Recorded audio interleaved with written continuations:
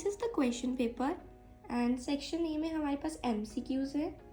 And मैंने MCQs last में करे थे but I just don't know क्या किया मैंने 11th नंबर पे 10th का कर दिया एंड आगे थोड़ा सीक्वेंस सारा मेस्ड अप हो गया। मतलब मेरी एक फ्रेंड ने मुझसे पूछा कि 6th MCQ का क्या आंसर है, तो मैंने जब उसे बताया आफ्टर दैट उसने मुझे 10th का पूछा एंड वहाँ पे मैंने देखा कि मैंने 10th नंबर तो लिखा ही नहीं है, सीधा 9th के बाद 11th है एंड 11th पे मैंने 10th का आंसर लिखा है। तो इस वजह से थोड़ी कन्फ्यूजन, ऑल्दो मैंने मैम को बोल दिया था जाकर कि मैम थोड़ा सा सीक्वेंस मेरा ख़राब हो गया है तो आप थोड़ा देख लेना। तो बट आई डोंट नो क्या मैम लाइक याद रखेंगी ये बात या नहीं। These are all the MCQs from 1 to 20 and इसके बाद सेक्शन बी था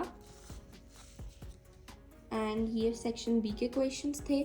जो कि मुझे ऑलमोस्ट आते थे। बस जो सरफेस एरिया वाले क्वेश्चंस थे ना वो मुझे थोड़ी सी प्रॉब्लम थी बिकॉज मैं ये चैप्टर इतने अच्छे से करके नहीं गई थी। एंड देन सेक्शन सी आता है जो कि कंपैरेटिवली काफ़ी इजी था। इसके बाद सेक्शन डी है। सेक्शन डी में हमें काफ़ी ऑप्शंस थी एंड मैंने ये फर्स्ट वाला किया, आफ्टर दैट मैंने इसमें ये वाला करा एंड एक बहुत ही फालतू की मिस्टेक जो मैंने करी है,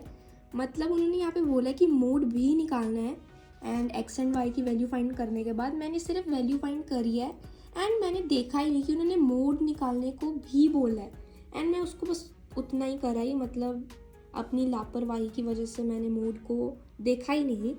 एंड उसके बाद चलो सेक्शन ई था जिसमें केस बेस्ड क्वेश्चंस थे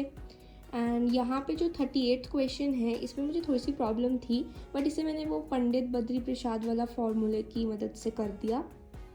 एंड लास्ट में मेरे पास 15 मिनट्स थे बट स्टिल मैं रीचेक नहीं कर पाई बिकॉज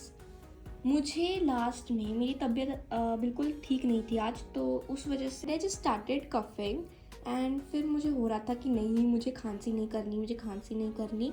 फिर मैंने अपना गला पकड़ लिया, लाइक क्या कर रही थी मैं उस 15 मिनट में, और मैं रीचेक ही नहीं कर पाई। लास्ट में जब मेरी फ्रेंड ने मुझसे पूछा तो लाइक बेल हो चुकी थी एंड तब मैं देख रही हूँ कि मेरी तो यहाँ पे सीक्वेंस में बहुत गड़बड़ है, तो फिर मैं इसलिए करेक्ट नहीं कर पाई।